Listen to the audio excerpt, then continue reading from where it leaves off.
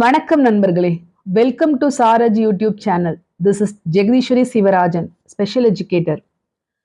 இன்னைக்கு பதிவில் ஆட்டிசம் சிறப்பு குழந்தைங்களுக்கான டீச்சிங் ஸ்ட்ராட்டஜிஸ் பற்றி நம்ம கொஞ்சம் டீட்டெயிலாக பார்க்கலாங்க. அதுக்கு முன்னாடி ஃபர்ஸ்ட் ஆட்டிசம்னா என்னன்னு தெரிஞ்சுக்கலாம். ஆட்டிசம் அப்படிங்கிறது ஒரு நோய் கிடையாதுங்க, ஒரு தொற்றும் கிடையாது. ஆட்டிசம் ஸ்பெக்ட்ரம் டிசார்டர்னா ஒரு குழந்தை வேற மாதிரி யோசிக்கிறாங்க, வேற மாதிரி கம்யூனிகேட் பண்ண ட்ரை பண்றாங்க, வேற மாதிரி கத்துக்கிறாங்க. ஸோ எல்லா ஏஎஸ்டி குழந்தைங்களும் ஒரே மாதிரியே இருக்கிறது இல்லைங்க. அதனால தான் இதை வந்து நம்ம ஸ்பெக்ட்ரம்னு சொல்கிறோம். ஸோ ஆட்டிசம் சிறப்பு குழந்தைங்களுக்கு இருக்க பொதுவான அம்சங்கள் இது வந்து எங்களோட எக்ஸ்பீரியன்ஸில் நாங்கள் பார்த்ததை சொல்கிறேங்க. அவங்களோட ஐ கான்டாக்ட் வந்து குறைவாக இருக்கலாம், ஸ்பீச் டிலே இருக்கலாம், இல்லை பேசாமல் இருக்கலாம், ஒரே விஷயத்த ரிப்பீட் பண்ணலாம்.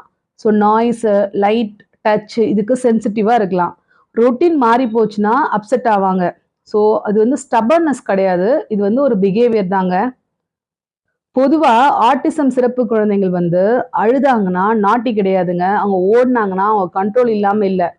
என்ன உண்மைன்னு கேட்டிங்கன்னா அவங்களுக்கு சென்சரி ஓவர்லோடாக இருக்கலாம், இல்லை பயமாக இருக்கலாம், இல்லை கம்யூனிகேஷனில் ப்ராப்ளம் இருக்கலாம். ஸோ ஃபஸ்ட்டு நம்ம அவங்கள புரிஞ்சுக்கிட்டா அவங்களோட பிஹேவியர் குறையுங்க. ஸோ டீச்சிங்கும் எஃபெக்டிவாக இருக்கும். ஸோ சைல்டும் டீச்சரும் ஃபஸ்ட்டு ஒரு ரேப்போ பில்ட் பண்ணணும், ட்ரஸ்ட் பில்ட் பண்ணணும் குழந்தைகிட்ட. இதெல்லாம் நம்ம பண்ணிட்டாலே ஆட்டோமேட்டிக்காக நம்ம டீச்சிங்கை இம்ப்ரூவ் பண்ண முடியும். ஸோ நம்ம வந்து ஆட்டிசம் சிறப்பு குழந்தைங்களுக்கு சப்போர்ட் பண்ணலான்னு கேட்டிங்கன்னா, எப்பயுமே அவங்கள ஃபோர்ஸ் பண்ணக்கூடாதுங்க. ஸோ எல்லாருமே ஒரே மாதிரி பிஹேவ் பண்ண மாட்டாங்க. ஸோ ஃபஸ்ட்டு நம்ம குழந்தைங்கள அக்செப்ட் பண்ணிக்கணுங்க, அடாப்ட் பண்ணிக்கணும். ஸோ அவங்களோட உலகத்துக்கு போய் நம்ம அவங்களுக்கு சொல்லித் தரணுங்க. இன்னைக்கு பதிவில் ஏஎஸ்டி சிறப்பு குழந்தைங்களுக்கான முக்கியமான 20 டீச்சிங் ஸ்ட்ராட்டஜிஸை பற்றி நம்ம டீட்டெயிலாக பார்க்கலாங்க. இது நம்ம வீட்லேயும் ஸ்கூல்லையும் ட்ரை பண்ணலாம். ஸோ ஃபஸ்ட்டு ஸ்ட்ராட்டஜி என்னன்னு கேட்டிங்கன்னா ஸ்ட்ரக்சர்டு டீச்சிங். ஸோ ஏஎஸ்டி சிறப்பு குழந்தைங்களுக்கு அன்சர்டினிட்டி தாங்க எப்பயுமே ஒரு பிக்கஸ்ட் ஃபியரு. ஸோ எந்த ஒரு டாஸ்கையும் நம்ம கிளியராக கொடுக்கணுங்க. ஸோ எவ்வளோ பண்ண போகிறோம், எப்போ இது முடியும், இதுக்கப்புறம் என்ன, இதை மட்டும் பண்ணிவிடுங்க, நெக்ஸ்ட் நம்ம இது முடிச்சதுக்கப்புறம் என்ன பண்ண போகிறோம், ப்ளே பண்ணலாம். இந்த மாதிரி இன்ஸ்ட்ரக்ஷன்ஸ் வந்து ஸ்ட்ரக்சர்டாக நீங்கள் கொடுத்தீங்கன்னா அவங்க ஈஸியாக லேர்ன் பண்ணுவாங்க. Second strategy visual support. So எப்பயுமே நம்மளோட ஏஎஸ்டி சிறப்பு குழந்தைங்கள் பார்த்தீங்கன்னா நம்ம சொல்கிறத வெர்பலாக சொல்கிறத விட விஷுவலாக அவங்க அப்சர்வ் பண்ணி விஷயத்தை கற்றுக்கிறது அதிகமாக இருக்குங்க. ஸோ விஷுவல் வந்து ஒன் கைண்ட் ஆஃப் லாங்குவேஜ் தான். ஸோ அவங்க இருக்க என்விரான்மெண்ட்டில், கிளாஸ் ரூமில் பிக்சர்ஸு, ஆப்ஜெக்ட்டு, ஒரு ஜெஸ்டர்ஸ் ப்ளஸ் வேர்டு, இந்த மாதிரி விஷுவல் டீச்சிங் நம்ம இம்ப்ரூவ் பண்ணுறப்ப அவங்களோட டீச்சிங் வந்து எஃபெக்டிவாக இருக்கும். Third strategy consistent routine. எப்பயுமே நம்மளோட சிறப்பு குழந்தைங்களுக்கு ரொட்டீனை வந்து நம்ம ஃபாலோ பண்ணோங்க. ரொட்டீன் தான் அவங்களுக்கு சேஃப்டியை கொடுக்கும். ஸோ ஒரு சேம் டைமு, சேம் சீட்டு, சேம் வேர்ட்ஸு இதெல்லாம் நம்ம ரொட்டீனாக பண்ணுறப்ப அவங்க சேஃபாக ஃபீல் பண்ணுவாங்க. அவங்க சேஃபாக ஃபீல் பண்ணாங்கன்னா ஆன்சைட்டி, பிஹேவியர்லாம் குறையுங்க. Fourth strategy one step instruction.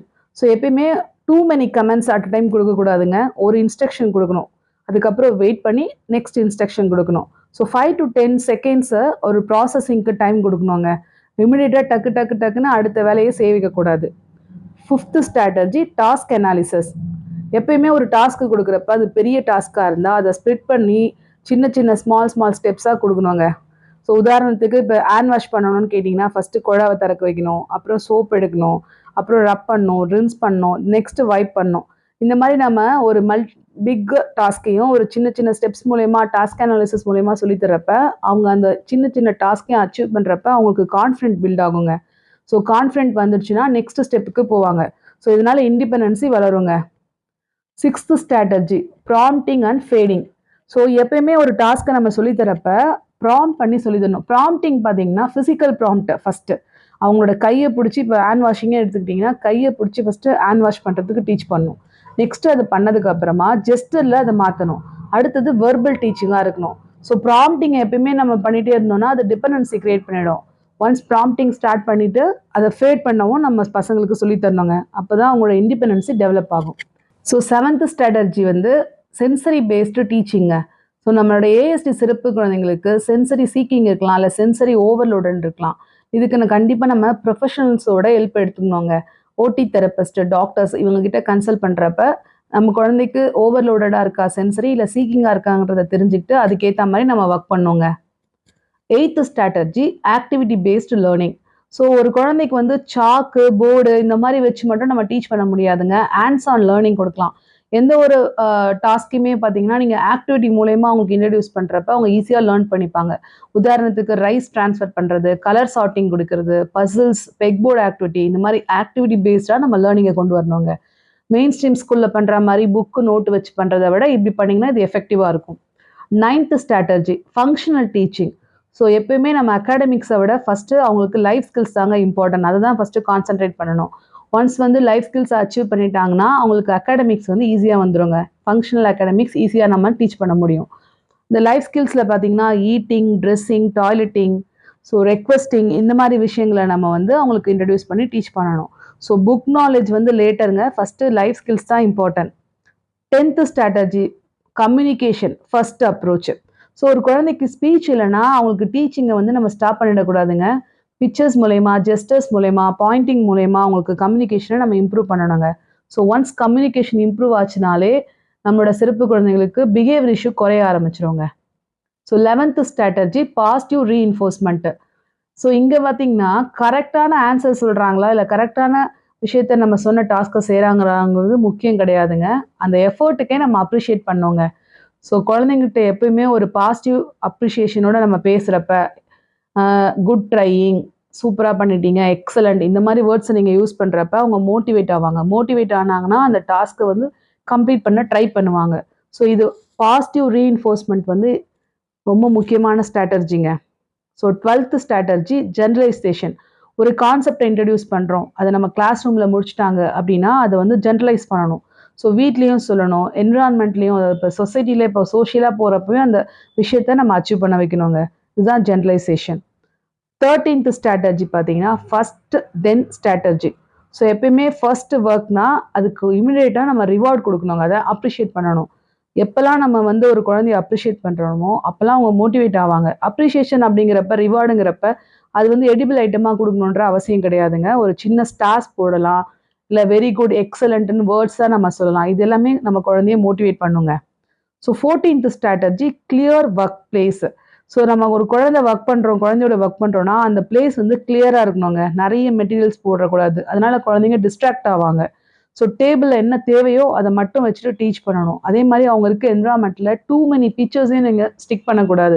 ஒரு கான்செப்ட் ரிலேட்டடானா அந்த அந்த பர்டிகுலர் கான்செப்ட் ரிலேட்டட் பிக்சர்ஸ் மட்டும் இருந்ததுன்னா அவங்களுக்கு ஈஸியாக இருக்குங்க. 15th strategy controlled choice. So நம்ம சாய்ஸஸ் கொடுக்குறப்ப 2லேருந்து 3 சாய்ஸஸ் கொடுக்கலாம். அதுக்கு மேலே சாய்ஸஸ் வேண்டாங்க. So red colour, blue colour எதில் ஆப்ஷன்ஸ் கொடுக்குறப்ப அவங்களுக்கு சாய்ஸ் வந்துச்சுன்னா அவங்களோட கோஆப்ரேஷன் வந்து இம்ப்ரூவ் ஆகுங்க. 16th strategy visual டைமருங்க. ஸோ எப்பயுமே நம்ம ஏஎஸ்டி சிறப்பு குழந்தைங்களுக்கு டைம் சென்ஸில் சம்டைம்ஸ் வந்து வீக்காக இருப்பாங்க, சில பேர் வந்து அதில் வந்து எக்ஸலண்ட்டாக இருப்பாங்க. ஸோ இது வந்து நம்ம நியூட்ரலைஸ் பண்ணணும்னு கேட்டிங்கன்னா விஷுவல் டைமர் இல்லை சாண்ட் டைமர் கொடுக்கலாம். ஸோ ஒரு ஆக்டிவிட்டி ஸ்டார்ட் பண்ணுறப்ப டைமர் ஃபிக்ஸ் பண்ணிவிட்டு இதுக்குள்ளே நம்ம இதை முடிக்க போகிறோம், இதை முடிச்சா நெக்ஸ்ட் நம்ம இதை ஒர்க் பண்ண போகிறோம், இந்த மாதிரி ஒரு அஷூரன்ஸ் கொடுத்து நீங்கள் பண்ணுறப்ப அவங்க வந்து உங்க கூட ஈஸியாக ரேப்போ பில்ட் பண்ணிட்டு ஒர்க் பண்ணுவாங்க. இதனால் அவங்களோட ஆன்சைட்டி குறையுங்க. 17th ஸ்ட்ராட்டஜி வந்து மாடலிங் அண்ட் இமிட்டேஷன். ஸோ டீச்சராக நம்ம ஃபர்ஸ்ட் எப்பயுமே ஒரு விஷயத்தை இன்ட்ரடியூஸ் பண்ணுறப்ப நம்ம செஞ்சு காட்டணும், நெக்ஸ்ட் சைல்டை இமிட்டேட் பண்ண வைக்கணுங்க. 18th strategy com state teaching. So நம்ம சிறப்பு குழந்தைங்க வந்து எப்பயுமே காமாக இருக்கிறப்ப நம்ம டீச்சிங்கை இன்ட்ரடியூஸ் பண்ணோங்க. அவங்க அப்செட்டாக இருக்கிறப்பவோ இல்லை மெல்டவுன் டைம்லையோ டீச்சிங்கை நம்ம ஸ்டார்ட் பண்ணக்கூடாது. ஸோ 19th ஸ்ட்ராட்டஜி என்னன்னா சைல்டு இன்ட்ரெஸ்ட் பேஸ்டு டீச்சிங். எப்பயுமே எந்த ஒரு டாஸ்க்கை நம்ம இன்ட்ரடியூஸ் பண்ணுறதா இருந்தாலும் சைல்டோட இன்ட்ரெஸ்ட்டை பேஸ் பண்ணி நம்ம டீச் பண்ணுங்க. ஸோ சைல்டோட இன்ட்ரெஸ்ட் தான் நம்மளோட என்ட்ரி பாயிண்ட். உதாரணத்துக்கு சில குழந்தைங்க டிராயிங் ஆக்டிவிட்டியில் இன்ட்ரெஸ்டடாக இருப்பாங்க, சில பேருக்கு மியூசிக் பிடிக்கும். ஸோ அவங்களோட இன்ட்ரெஸ்ட் ஓரியன்டாக நம்ம ஒர்க் பண்ணுறப்ப அவங்க ஈஸியாக அந்த கான்செப்டை லேர்ன் பண்ணிப்பாங்கங்க. So 20th strategy end session with success. So last activity எப்பயுமே ஈஸியாக இருக்கிற மாதிரி பார்த்துக்கணுங்க. சைல்டு வந்து சக்ஸஸை ஃபீல் பண்ணாங்கன்னா நெக்ஸ்ட் செஷனுக்கு உங்க கூட இன்ட்ரெஸ்டாக கோஆப்ரேட் பண்ணுவாங்கங்க. ஸோ ஏஎஸ்டி சிறப்பு குழந்தைங்களுக்கு முக்கியமான டீச்சிங் ஸ்ட்ராட்டஜிஸை நம்ம பார்த்தோம். அடுத்த ஒரு முக்கியமான கேள்விங்க, மோஸ்ட்லி பேரண்ட்ஸும் டீச்சர்ஸும் கேட்குற இந்த டவுட்டுங்க, நாங்கள் இவ்வளோ ஏரியாவில் ஒர்க் பண்ணிட்டோம் ஆனாலும் பெருசாக ப்ராக்ரஸ் இல்லையே. எப்பயுமே நம்ம ஏஎஸ்டி சிறப்பு குழந்தைங்களுக்கு ப்ராக்ரஸ் வந்து பெருசாக நம்ம எதிர்பார்க்கக்கூடாதுங்க. ஸ்மால் சேஞ்சஸும் ரியல் சக்ஸஸ் தாங்க. உதாரணத்துக்கு 5 நிமிஷம் உட்கார்ற குழந்தை 7 நிமிஷம் உட்காடுறாங்கன்னா அது ஒரு சக்ஸஸ் தான். அடிக்கிற குழந்தை அழுகைக்கு வந்திருக்காங்க அப்படின்னா அது ஒரு கைண்ட் ஆஃப் சக்ஸஸ் தான். எப்பயுமே கையை பிடிச்சி இழுத்துட்டு இருக்க குழந்தை இன்னைக்கு பாயிண்ட் அவுட் பண்ணி காட்டுறாங்கன்னா அதுவும் ஒரு சக்ஸஸ் தாங்க. ஸோ ஜெஸ்டர்லேருந்து சிங்கிள் வேர்டுக்கு வந்திருக்காங்கன்னா அது பெரிய ப்ராக்ரஸ் தான். ஸோ ஏஎஸ்டி சிறப்பு குழந்தைங்களுக்கு ப்ராக்ரஸை நம்ம எப்பயுமே பெரிய அளவில் எதிர்பார்க்கக்கூடாது. அவங்களோட ப்ராக்ரஸ் கிராஜுவலாக தாங்க இருக்கும். ஆனால் ஒரு விஷயங்க, அவங்க எப்பயுமே ஒரு விஷயத்த லேர்ன் பண்ணிட்டாங்கன்னா அது ஈஸியாகவே மறக்க மாட்டாங்க. அதனால தான் ஃபஸ்ட்டு நம்ம வந்து தெளிவாக இருக்கணும். எந்த ஒரு கான்செப்டை நம்ம ஏஎஸ்டி சிறப்பு குழந்தைங்களுக்கு இன்ட்ரடியூஸ் பண்ணுறதா இருந்தாலும் கிளியராக கரெக்டான மெத்தடில் நம்ம அதை இன்ட்ரடியூஸ் பண்ணணும். ஒன்ஸ் அவங்க லேர்ன் பண்ணிட்டாங்கன்னா அதை மறக்க மாட்டாங்க. அவங்கள அன்லேர்ன் பண்ண வைக்கிறது ரொம்ப கஷ்டங்க. நெக்ஸ்ட்டு ஏஎஸ்டி சிறப்பு குழந்தைங்களுக்கு நம்ம எப்போல்லாம் டீச்சிங் பண்ணக்கூடாதுங்கிறத பார்த்துக்கலாங்க. ஸோ மெல்டவுன் டைமில் டீச் பண்ணக்கூடாது. ஒரு குழந்தை அழுதுகிட்டு இருக்கப்ப சொல்லித்தரக்கூடாது. சென்சரி சீக்கிங்கோ இல்லை சென்சரி ஓவர்லோடோ இருக்கப்ப நம்ம அதை செய்யக்கூடாதுங்க. ஸோ சைல்டு வந்து ரொம்ப டயர்டாக இருக்காங்க இல்லை பசியில் இருக்காங்க அந்த மாதிரி நேரத்துலையுமே நம்ம டீச்சிங்கை ஸ்டார்ட் பண்ணக்கூடாதுங்க. ஃபஸ்ட்டு அவங்கள ரெகுலேட் பண்ணுங்க. ஸோ நம்ம அவங்களுக்கு காம் வாய்ஸில் நாய்ஸை ரெடியூஸ் பண்ணி அவங்களுக்கான ஸ்பேஸை கொடுத்து அவங்களோட சென்சரி இன்புட்டை வந்து ஃபுல்ஃபில் பண்ண வச்சு அதுக்கப்புறமா தான் நம்ம டீச்சிங்கை இன்ட்ரடியூஸ் பண்ணணும். ஸோ ஒரு குழந்தை எப்பயுமே காமாக இருக்கிறப்ப நம்ம டீச்சிங் ஸ்டார்ட் பண்ணோம்னா ஈஸியாக அவங்க லேர்ன் பண்ணிப்பாங்கங்க. அதுக்கு ஃபஸ்ட்டு நமக்கு பொறுமை வேணும். நம்ம பொறுமையாக அவங்களுக்கான ஸ்பேஸை கொடுத்து நம்ம அவங்க கூட ஒர்க் பண்ணுறப்ப லேர்னிங் ஈஸியாக இருக்கும் அவங்களுக்கு. ஸோ நம்ம டீச்சிங்கில் செய்யக்கூடாத விஷயங்களை பற்றி கொஞ்சம் ஷார்ட்டாக பார்த்துக்கலாங்க. ஸோ டூஸ் என்னன்னு கேட்டிங்கன்னா நமக்கு ஃபஸ்ட்டு பொறுமை முக்கியங்க. எப்பயுமே இந்த வார்த்தையை நான் என்னோட எல்லா பதிவுலையுமே சொல்லிட்டு இருக்கேன். நம்ம சிறப்பு குழந்தைங்களோட ஒர்க் பண்ணுறவங்களுக்கு பொறுமை ரொம்ப முக்கியங்க. சிம்பிள் லாங்குவேஜ் யூஸ் பண்ணணும், விஷுவல் சப்போர்ட் யூஸ் பண்ணணும், ரொட்டீனை ஃபாலோ பண்ணணும். அவங்க பண்ணுற சின்ன சின்ன விஷயத்துக்கும் அவங்கள அப்ரிஷியேட் பண்ணுங்க. ஸ்கூலில் என்ன சொல்லித்தராங்களோ அதை வீட்லேயுமே கன்சிஸ்டண்ட்டாக ஃபாலோ பண்ணுங்க. எப்பயுமே ஸ்கூலில் மட்டும் சொல்லி கொடுத்தா போதும் அப்படின்னு நம்ம நினைக்கக்கூடாது. என்னெல்லாம் விஷயங்கள் ஸ்கூலில் டீச் பண்ணுறாங்களோ அதெல்லாம் கேட்டு தெரிஞ்சுட்டு வீட்லேயே அதை ஃபாலோ பண்ணுறப்ப சீக்கிரமாகவே அவங்களுக்கு லேர்னிங் வருங்க. ப்ராக்ரஸும் நம்ம சீக்கிரமாக எக்ஸ்பெக்ட் பண்ணலாம் அவங்கக்கிட்ட இருந்து. செய்யக்கூடாத விஷயங்கள் கேட்டிங்கன்னா அவங்கள எப்பயுமே ஃபோர்ஸ் பண்ணக்கூடாதுங்க. ஒரு குழந்தைய இன்னொரு குழந்தையோட கம்பேரே பண்ணக்கூடாது. அவங்களுக்கு சத்தம் போடுறதோ இல்லை பனிஷ்மெண்ட் கொடுக்குறதோ செய்யக்கூடாதுங்க. ஒரே நேரத்தில் நிறைய இன்ஸ்ட்ரக்ஷன்ஸ் கொடுக்கக்கூடாதுங்க. ஸ்பீச் இல்லை குழந்தைக்கு என்ன படிக்க போகிறாங்க அப்படின்னு நினச்சினா இக்னோர் பண்ணக்கூடாதுங்க. Speech is a communication tool தாங்க. ஸோ நமக்கு கம்யூனிகேஷன் இருக்கா அப்படிங்கிறத பற்றி தாங்க ஃபஸ்ட்டு நம்ம பார்க்கணும். என்ன நண்பர்களே, இன்னைக்கு பதிவில் ஏஎஸ்டி சிறப்பு குழந்தைங்களோட டீச்சிங் ஸ்ட்ராட்டஜிஸை நம்ம கொஞ்சம் டீட்டெயில்டாக பார்த்தோம்னு நினைக்கிறேன். ஏஎஸ்டி அப்படிங்கிறது ஒரு நோய் கிடையாதுங்க, அது நியூராலஜிக்கல் கண்டிஷன். ஸோ ஏஎஸ்டி சிறப்பு குழந்தைங்க லேர்ன் பண்ண மாட்டாங்க அப்படிங்கிறது ஒரு மித்துங்க. கண்டிப்பாக அவங்க லேர்ன் பண்ணுவாங்க. நம்மளோட டீச்சிங் வந்து நம்ம டிஃப்ரெண்ட்டாக கொடுத்தோம்னா அவங்களோட லேர்னிங் ஈஸியாக இருக்குங்க. அவங்க பண்ணுற எல்லா பிஹேவியருமே ஒன் கைண்ட் ஆஃப் கம்யூனிகேஷன் தாங்க. ஃபஸ்ட்டு நம்ம அதை அக்செப்ட் பண்ணணுங்க. ஸோ எப்பயுமே ஏஎஸ்டி சிறப்பு குழந்தைங்களோட க்ரோத் வந்து ஒரு ரேஸ் மாதிரி இல்லைங்க, ஜேர்னி மாதிரி தான். நம்ம ஸ்லோவாக நடந்தாலும் பரவாயில்லைங்க, கரெக்டான டைரக்ஷனில் போகிறோமா அப்படிங்கிறது தாங்க முக்கியம். நண்பர்களே, ஒரு முக்கியமான விஷயம், ஏஎஸ்டி சிறப்பு குழந்தைங்கள மாற்றணும்னு நம்ம முயற்சி பண்ண வேணாங்க. அவங்க ஏற்கனவே பர்ஃபெக்டாக தாங்க இருக்காங்க. மாற வேண்டியது நம்மளோட புரிதலும் நம்மளோட டீச்சிங் அப்ரோச்சும் தாங்க. இது நடந்துச்சுன்னா நிச்சயமா ஏஎஸ்டி சிறப்பு குழந்தைங்களோட திறமை ஒவ்வொரு நாளும் நம்மளை ஆச்சரியப்படுத்துங்க. கண்ணீரோட அவங்கள நம்மளை பாராட்ட வைக்குங்க. இது என்னோட அனுபவத்தில் நான் சொல்கிறேங்க. ஆட்டிசம் ஒரு ப்ராப்ளம் இல்லை, நம்மக்கிட்ட புரிதல் இல்லாமல் இருக்கிறது தாங்க பிரச்சனையே.